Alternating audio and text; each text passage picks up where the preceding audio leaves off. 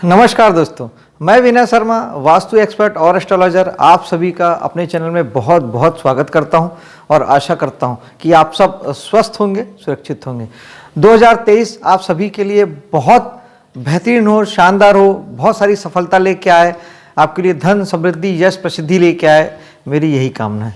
दोस्तों, राशिफल बताने से पहले दो बातें आपसे कहना चाहता हूँ। एक तो ये कि मेरे वीडियो को लाइक शेयर कीजिएगा और मेरे चैनल को सब्सक्राइब कीजिएगा, ये मेरे लिए बहुत ज़रूरी है। और आपके लिए दूसरी महत्वपूर्ण बात ये कि मैं ये राशिफल आपको लग्न आधारित राशि से बता रहा हूँ, अर्थात आपके लग्न में कुंडली के पहले भाव में जो आपकी राशि पड़ती है वहाँ से मैं आपको बता रहा हूँ। एक आपकी चंद्र राशि होती है, जहाँ चंद्रमा होते हैं उसे आपकी चंद्र राशि कहते हैं या सिर्फ राशि कहते हैं। एक आपकी लग्न राशि होती है जो कुंडली के पहले भाव में, अर्थात लग्न भाव पे, लग्न पे जो राशि होती है उसे लग्न की राशि या उसे लग्न भी संबोधित करते हैं। तो मैं अभी आपकी जो वृश्चिक लग्न वालों के लिए मैं राशिफल 2023 लेके आया हूँ। रीज़न ये है दोस्तों कि अगर आपको राशिफल चंद्रमा से 40 से 50% अगर सही उतरता है तो यकीन मानिए आप इसे करके देख सकते हैं। आप 2 महीना चंद्रमा से, चंद्र राशि से आप राशिफल देखिए और साथ ही साथ में आप लग्न की राशि से राशिफल देखिए। 2 महीने में रिजल्ट आपके सामने आ जाएगा, क्योंकि आपको लग्न से जब आप राशिफल देखेंगे तो वो राशिफल आपको 80 से 100% तक आपको सही उतरेगा। ये सब बातें मैंने बहुत आजमाने के बाद, परखने के बाद मैंने आपके लिए ये निर्णय किया कि मैं आप तक बेहतर चीज़ें पहुंचाऊं, ज़्यादा सटीक चीज़ आप तक पहुंचे, यही मेरा उद्देश्य है। तो आइए दोस्तों, बात करते हैं वृश्चिक लग्न वालों के लिए कि 2023 आपके लिए कैसा जाने वाला है। दोस्तों, सबसे पहले तो शनि राशि चेंज करके 17 जनवरी को जब वो कुंभ राशि में आ जाएंगे तो अपनी दशम दृष्टि से वो आपके लग्न पर दृष्टि डालेंगे। तो शनि का आपके लग्न पर दृष्टि डालना, शनि की दृष्टियाँ ऐसा वैदिक ग्रंथों में लिखा है कि बहुत नुकसान पहुंचाती है, कष्ट करती हैं, और जहां वो बैठते हैं वहां उतना नुकसान नहीं करते। तो कष्ट और नुकसान सिक्के का एक ही पहलू है। जैसे ही आप समस्या की बात करते हैं उसके साथ ही उसका समाधान भी पैदा हो जाता है। ग्रहों की एक ऊर्जा होती है, उसे ज़रूरत होती है उसे यूज़ करने की। शनि जहाँ देखते हैं वो केवल इतना चाहते हैं कि आप उन भावों के प्रति, वहाँ की चीज़ों के प्रति आप ज़्यादा ध्यान देवें, ज़्यादा कर्मशील हो जावें। और शनि कर्म के कारक हैं, मेहनत के कारक हैं। आप जितना ज़्यादा मेहनत करेंगे, जितना ज़्यादा कर्म करेंगे, आपको शनि कोई तकलीफ नहीं देते हैं। लग्न में दृष्टि का अर्थ है अब आपको अपनी सेहत पे ध्यान देने की ज़रूरत है, एक्सरसाइज करने की ज़रूरत है, जिम जाने की ज़रूरत है, या सुबह उठ के रात में व्यायाम, पैदल चलने की ज़रूरत है, किसी भी प्रकार के योगाभ्यास करने की ज़रूरत है, ध्यान, प्राणायाम, किसी भी आसन, ये सब आप करेंगे तो आपको शनि कहीं कोई तकलीफ नहीं देंगे। शनि तो चाहते ही यही है कि आप अपने हेल्थ के प्रति अवेयर हो जाएं। यानी शनि जहाँ से आपको जागरूक बनाना चाहते हैं वहाँ के लिए आपको तकलीफ देते हैं, ताकि आप फिर वहाँ पे ध्यान दीजिए। आप पहले ही ध्यान देना शुरू कर दीजिए, आपको कोई तकलीफ नहीं आएगी। व्यक्तित्व के ऊपर ध्यान दीजिए और जीवन के किसी भी डोमेन में, हर फील्ड में आपको ज़्यादा अवेयरनेस रखनी पड़ेगी, होशपूर्ण रहना पड़ेगा। आप लापरवाही अब किसी चीज़ में आप नहीं कर सकेंगे, क्योंकि 2.5 साल का मैटर है। 2.5 साल शनि आपके लग्न पर दृष्टि डालेंगे, तो सेहत का ध्यान रखिए। शनि कभी कभी बीमारियों के कारक भी हो जाते हैं, इसलिए बेहतर यही होगा कि आप बेहतर ढंग से अपने प्रति सजग हो जाएं और अपनी सेहत के प्रति सजग हो जाएं। खान पान पे ध्यान रखें, अपनी सेहत का ध्यान रखें और एक स्वस्थ और बेहतरीन लाइफ आप जिएं। धन भाव की बात करते हैं तो धन भाव के लिए एक अच्छा साइन है कि जब बृहस्पति 22 अप्रैल को राशि चेंज करके अभी मीन राशि में है, जब मेष राशि में आ जाएंगे तो उनकी दृष्टि पड़ेगी आपके धन भाव पे, जो कि एक बहुत अच्छा साइन है कि 22 अप्रैल के बाद आपको धन भाग्य से, ईश्वरीय मदद से और बृहस्पति की कृपा से आपको प्राप्त होगा। ये बहुत अच्छा साइन है। बाकी तो जो आप कर्म करेंगे उसके अकॉर्डिंग तो प्राप्त होगा ही होगा, लेकिन आपको भाग्य का साथ, बृहस्पति का साथ ज़बरदस्त मिलेगा।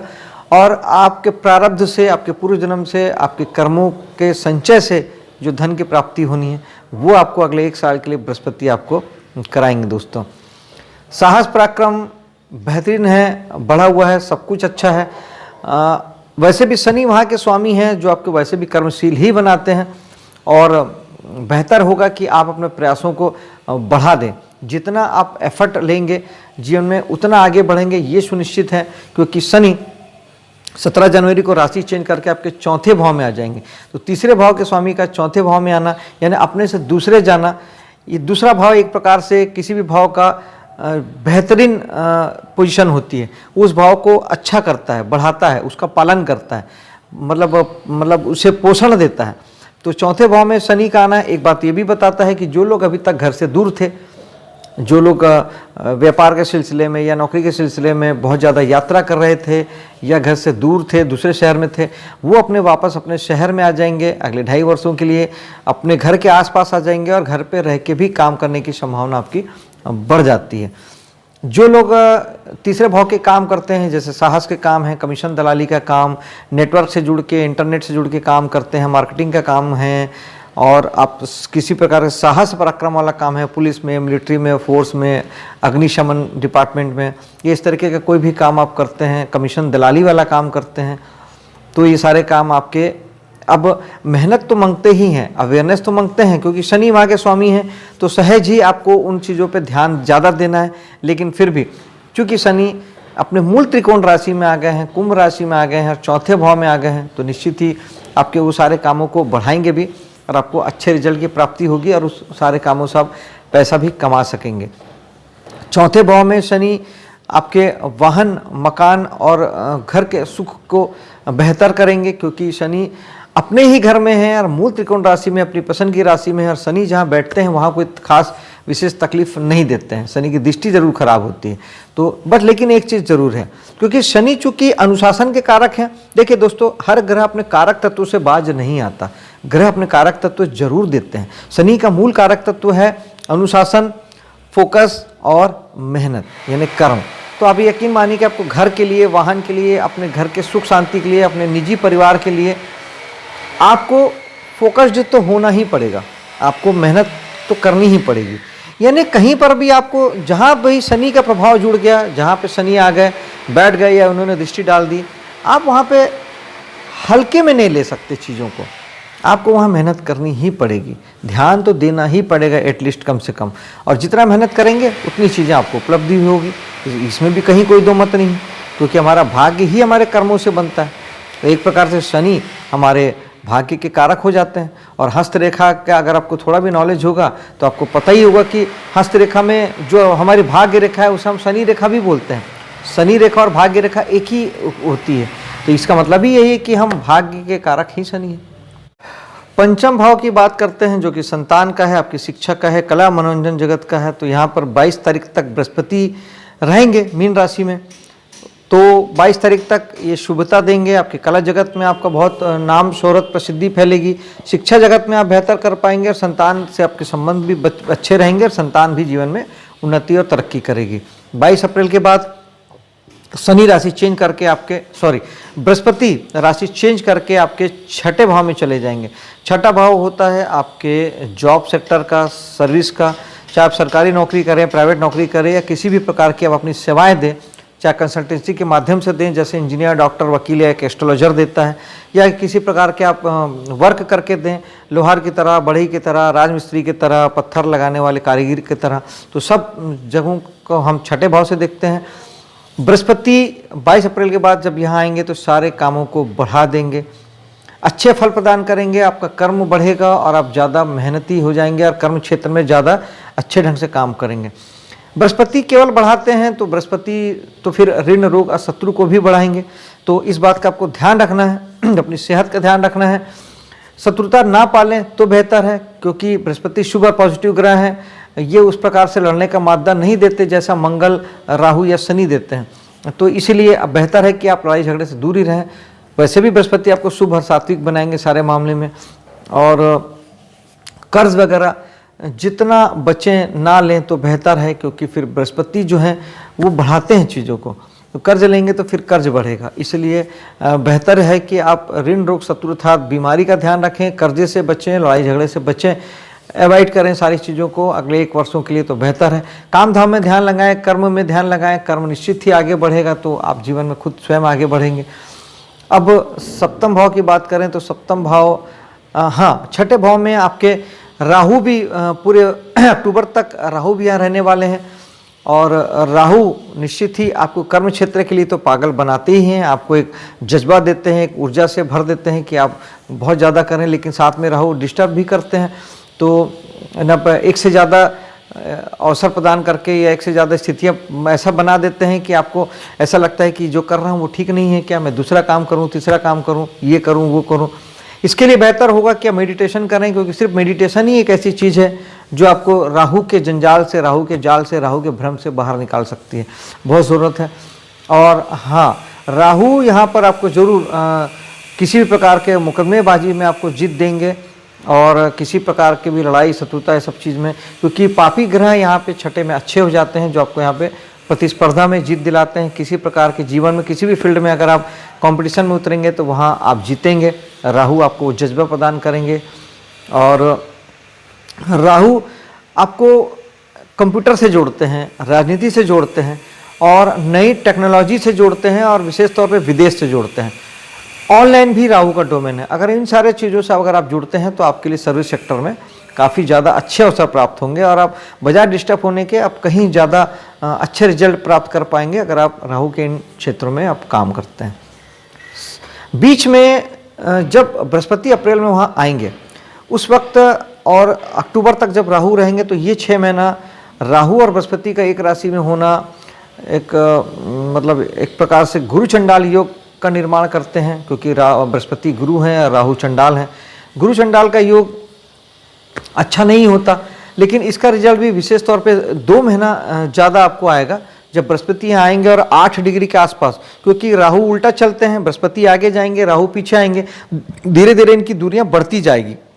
लेकिन एक 2-1.5 महीने के लिए पूरा मई और आधा जून ये पर्टिकुलर 8 डिग्री पे, एक ही डिग्री पे राहु और बृहस्पति दोनों एक साथ रहेंगे। तो ये जो 1.5 महीना है ये आपको थोड़ा ध्यान रखना ही है, वरना आपको सर्विस सेक्टर में कुछ प्रॉब्लम आ सकती है, शत्रुओं से प्रॉब्लम हो सकती है, लड़ाई झगड़े से बचें, दूर रहें। कर्ज वगैरह अगर आपने लिया है तो उससे आपको प्रॉब्लम हो सकती है। कुल मिला के ये जो 1.5 से 2 महीना है, 1 महीना मई का और 1 महीना जून का, इसमें आप ध्यान जरूर करें। राहु के लिए एक सूखा नारियल बहते जल में अमावस्या के दिन जरूर बहाएं और शंकर भगवान के मंदिर में भी चढ़ाएं। सूखा नारियल राहु की कारक चीज़ होती है। और चाय कॉफ़ी बहुत पिलाएं दोस्तों को, चाय कॉफ़ी भी राहु के डोमेन में आता है। और बृहस्पति के लिए मंदिर जाना, केसर का तिलक करना, पीले कलर की चीज़ों का दान, पीले फल, चने की दाल, पीले कपड़े, ये बृहस्पति को ठीक करता है। ये उपाय आप 2 महीना जरूर करें, मई और जून, ये मेरा आपसे विनम्र निवेदन है, क्योंकि गुरु चंडाल योग आपको किसी प्रकार की पीड़ा दे सकता है। अब हम आ जाते हैं सप्तम भाव पे। सप्तम भाव आपके जीवन साथी का होता है। ये इस पूरे साल एक प्रकार से न्यूट्रल है गोचर के दृष्टिकोण से। कुंडली के जो फल होंगे महादशा अंतरदशा में वो तो आपको मिलेंगे ही। गोचर में इस साल कोई ग्रह ना वहाँ पे है, ना किसी ग्रह की दृष्टि है। बड़े ग्रह जिनको आधार लेके हम आपका वर्षफल कर रहे हैं, शनि, बृहस्पति, राहु और केतु, फिलहाल हम इन 4 ग्रहों की बात कर रहे हैं। तो इन 4 ग्रहों में से कोई भी ग्रह आपके वर्षफल में यहाँ पर नहीं है, इसलिए आपको कोई विशेष आपको फल सप्तम भाव के इन बिजनेस सेक्टर में या जीवन साथी को लेके आपके फल जैसे थे वैसे ही आपको मिलेंगे, तटस्थ मिलेंगे और सामान्य ढंग से जीवन आपका चलेगा। 8वां भाव भी कुछ इसी तरीके का है। 8वें भाव में भी किसी भी बड़े ग्रह की कोई दृष्टि या उपस्थिति नहीं है, इसलिए आपका रुकावट, बाधा, चिंता, परेशानी वाला मैटर भी इस साल आपको कोई ज़्यादा परेशान आपको नहीं करेगा। भाग्य स्थान पे बृहस्पति की दृष्टि 22 अप्रैल तक रहेगी। जब बृहस्पति मीन राशि में रहेंगे तो उस वक्त तक आपका भाग्य आपके लिए ज़बरदस्त काम करेगा, आपको अच्छा साथ देगा। लेकिन फिर उसके बाद यही बृहस्पति जब राशि चेंज करके मेष राशि में आ जाएंगे तो आपकी उसकी दृष्टि आपके 10वें भाव में चली जाएगी, जो आपके कर्म को बढ़ाएगी, आपका नाम, शोहरत, प्रसिद्धि को बढ़ाएगी, पद में इजाफा करेगी। जिन लोगों की सरकारी नौकरी की तलाश थी, कुंडली में योग संयोग अच्छे हैं तो उन्हें सरकारी नौकरी के योग बन सकते हैं, क्योंकि बृहस्पति भाग्य के कारक ग्रह है। तो भाग्य साथ देगा आपके सरकारी नौकरियों के लिए, पद के लिए, किसी को पदोन्नति चाहिए उसके लिए। और शनि की दृष्टि भी अब जब शनि कुंभ राशि में आ जाते हैं तो वहाँ से सप्तम दृष्टि से आपके 10वें भाव को देखेंगे। तो अगले 2.5 साल आपको मेहनत करना पड़ेगा, इसका कोई विकल्प नहीं है। अगले 2.5 वर्षों के लिए शनि चाहते हैं कि अब आप बहुत मेहनत करें, पद के लिए, मान सम्मान प्रसिद्धि के लिए, किसी भी चीज़ों के लिए अब आपको मेहनत करना पड़ेगा। और कर्म चाहे आप जो भी करें, वो सारे कर्म अब आपको बहुत प्रयत्नों से और एकाग्र होकर करना पड़ेगा। लापरवाही नहीं चलेगी तो शनि आपको अच्छा फल देंगे। शनि कर्म के कारक है, जब आप कर्म करते हैं तो शनि आपको कहीं कोई दिक्कत परेशानी नहीं देते हैं। एकादश भाव भी अच्छा है, इच्छा पूर्ति का भाव बढ़िया है। बृहस्पति जब मीन राशि में है तब तक उनकी दृष्टि वहाँ पर पड़ती है आपके 11वें भाव पे, इच्छा पूर्ति के भाव पे। तब तक वहाँ इच्छा पूर्ति आपकी 22 अप्रैल तक इच्छा की पूर्ति होती रहेगी। दोस्तों यारों के साथ बढ़िया रहेगा। समाज सोसाइटी में नाम शोहरत प्रसिद्धि होगी, इस्टेब्लिश होंगे आप, लाभ की प्राप्तियाँ होगी, ये सब कुछ चलेगा 22 अप्रैल तक। 22 अप्रैल के बाद जब बृहस्पति वापस से राशि जब चेंज करेंगे तो उनकी नवम दृष्टि जो अभी एकादश भाव में थी अब वो 12वें भाव में पड़ने लगेगी। और 22 अप्रैल के बाद फिर ये बृहस्पति चाहेंगे कि आप शुभ कामों में पैसे खर्च करें, लोगों की मदद करने के लिए, हेल्प करने के लिए पैसे खर्च करें, मंदिर आदि बनाने में, धार्मिक क्रियाक्रम कार्यक्रमों में और किसी भी प्रकार के घर पे पूजा पाठ आदि कराने में, धार्मिक यात्राओं में आप कुछ पैसे खर्च करें। कुल मिला के बृहस्पति हैं, शुभ कामों में ही पैसे खर्च कराते हैं। लेकिन एक इसके तोड़ के लिए केतु महाराज जो हैं आपके 12वें भाव में बैठे हैं, जो कि पूरे साल अक्टूबर तक तो बैठे ही रहेंगे। तो ये केतु आपको खर्चों से विरक्त करेंगे, डिटैच करेंगे और आपको खर्चों से आपको बचाएंगे।